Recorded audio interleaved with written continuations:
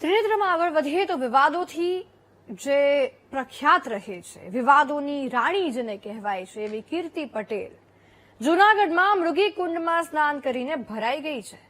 સાધુ સંતો વચ્ચે શાહી સ્નાનમાં ઘૂસીને સ્નાન કરી ધર્મનું અપમાન કર્યું છે. બીજી તરફ પોલીસ સામે દાદાગીરી કરી બેઠી કે જેમાં ફરિયાદ તો હવે નોંધાઈ જ, પરંતુ હવે કીર્તિ વધુ કંઈક વિવાદિત કરવાની ફિરાકમાં હોય તેવું લાગી રહ્યું છે. ત્યારે શું છે કીર્તિનો પ્લાન અને તેની સામે કેમ નોંધાઈ ફરિયાદ, આવો જોઈએ.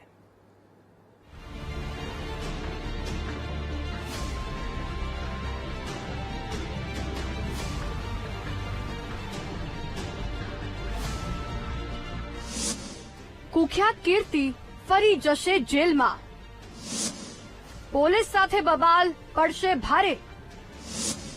કીર્તિ પટેલ સામે જૂનાગઢમાં ફરિયાદ. વિવાદોની રાણી કીર્તિ પટેલ સુધરી જાય તો આખું જગ સુધરી જાય. જૂનાગઢમાં મૃગીકુંડમાં સંતો વચ્ચે ઘૂસીને સ્નાન કરતા વિવાદ તો વકર્યો જ, સાથે સાથે મહિલા પોલીસને ધમકી આપવાના કેસમાં પણ હવે ફરિયાદ દાખલ થઈ. સૌથી પહેલા કીર્તિની બબાલનો તે વિડીયો જોઈ લો.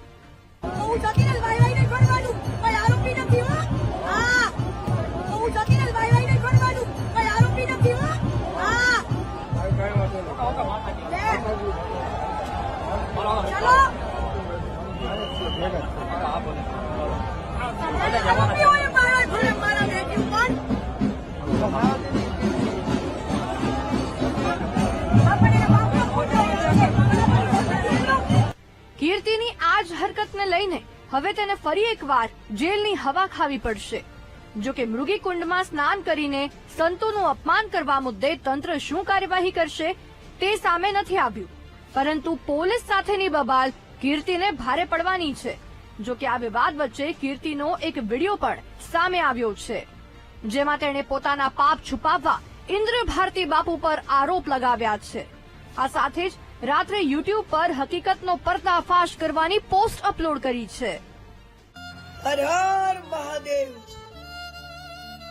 કોઈની મનમાં ન રહી જાય કીર્તિ પટેલ કઈ બોલી નહીં. આજ થોડો આરો થઈ ગયો છે એટલે રાત્રે 9 વાગે યુટ્યુબ પર હું લાઈવ કરીશ અને તમારા પ્રશ્નોના બધા જ જવાબ હું આપીશ. ટોટલી મારા તો જવાબ હું આપીશ.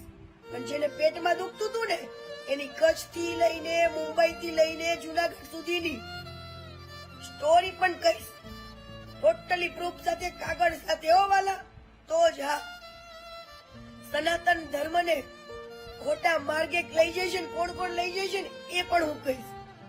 અને આ સંન્યાસી લોકો કેટલા લોકો કઈ રીતના સંન્યાસ લીધેલો છે એ બધું કહીશ તમને. ને ચલો આવી જાવ રાત્રે 9:30 પોપકોર્ન લઈ.